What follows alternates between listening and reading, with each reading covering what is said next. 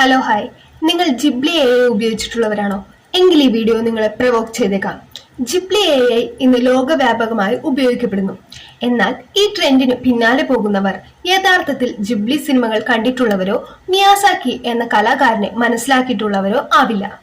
കാരണം ജിബ്ലി സിനിമകളെ സ്നേഹിക്കുകയും മിയാസാക്കി എന്ന കലാകാരനെ മനസ്സിലാക്കുകയും ചെയ്തിട്ടുള്ളവർ ഈ AI ട്രെൻഡിന് പിന്നാലെ പോവുകയില്ല. ഈ AI ട്രെൻഡിന് പിന്നാലെ പോകുന്നവരാവട്ടെ ജിബ്ലി സിനിമകളെയും മിയാസാക്കി എന്ന കലാകാരനെയും യഥാർത്ഥത്തിൽ മനസ്സിലാക്കുകയോ സ്നേഹിക്കുകയോ ചെയ്തിട്ടും ഉണ്ടാവില്ല. ഇങ്ങനെ പറയുന്നതിനുള്ള കാരണം ഈ വീഡിയോ കാണുമ്പോൾ നിങ്ങൾക്ക് മനസ്സിലാകുന്നതാണ്. これ面白いと思って見ることできないですよ。これを作る人たちは痛みとかそういうものについてね、何も考えないでやってるでしょ。極めて不愉快ですよね。そんなに気持ち悪いものをやりたいなら勝手にやってればいいだけで、僕はこれを自分たちの仕事をつなげたいとは全然思いません。極めて何か生命に対する侮辱を感じます。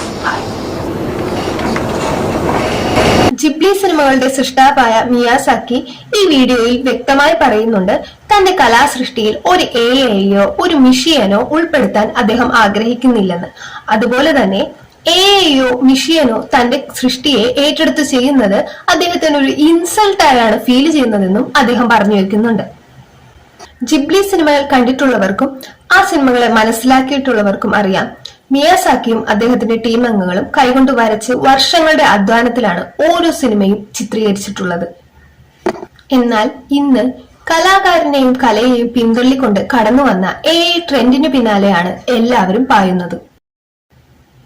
ഇന്നത്തെ ഷോ ഓഫ് കൾച്ചറിന്റെ ഭാഗമായി ഏതൊരു പുത്തൻ ട്രെൻഡും ഫോളോ ചെയ്യപ്പെടേണ്ടതാണ് എന്ന അലിഖിത നിയമം പാലിക്കാൻ തയ്യാറുള്ളവരും നിർബന്ധമുള്ളവരുമാകാം ഈ AI ട്രെൻഡിനെ ഏറ്റെടുത്തിരിക്കുന്നത് എന്ന് വേണം കരുതാൻ. കാര്യങ്ങൾ കുറച്ചുകൂടി വ്യക്തമായി നിങ്ങളിലേക്ക് എത്തിക്കാൻ ഞാനൊരു ഉദാഹരണം പറയാം. നിങ്ങൾ എല്ലാവരും ഉദയനാണ് താരം സിനിമ കണ്ടിട്ടുണ്ടാവുമല്ലോ. വർഷങ്ങളായി രാപ്പകലില്ലാത്ത അധ്വാനത്തിലൂടെ തന്റെ കലാസൃഷ്ടിയായ തിരക്കഥയെ രൂപപ്പെടുത്തുന്ന ഉദയഭാനുവായി നമ്മുടെ മിയാസാക്കിയെ പ്രതീകവൽക്കരിക്കാം. എന്നാൽ ഒരാളുടെ കലാസൃഷ്ടിയെ തന്റേതാക്കി തീർക്കുകയും അതിൽ നിന്ന് പണവും പ്രശസ്തിയും നേടുന്ന രാജപ്പനെ നമ്മുടെ AI ആയും സങ്കല്പിക്കാം.